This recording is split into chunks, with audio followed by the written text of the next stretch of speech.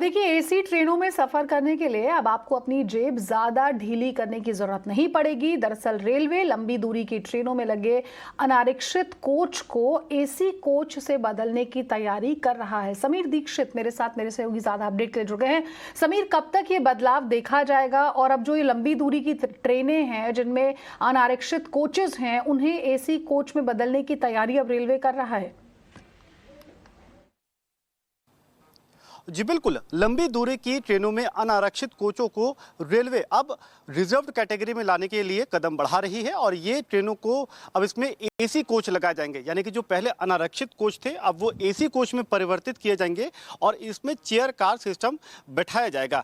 यानी कि एक एक कोच में लगभग 170 लोगों के लिए सफर करने की सुविधा बनाई जाएगी। रेलवे इस कदम के जरिए कई निशाने एक साथ साधना चाहती है। सबसे पहला तो ये कि जो लोग अब तक अनारक्षित और बेहद असुरक्षित तरीके से यात्रा करते थे, उनको तमाम दिक्कतें आती थी, उनको कम से कम एसी में और सुरक्षित तरीके से यात्रा करने का एक विकल्प मुहैया कराया जाएगा। इसके साथ ही रेलवे को यह भी उम्मीद है कि किराया भले ही कम हो, लेकिन कम से कम उनको ये तो पता होगा कि कितने लोग सफर कर रहे हैं और चूंकि वो रिजर्व्ड कैटेगरी होगी तो रेलवे को उसकी सही आय भी मिल पाएगी।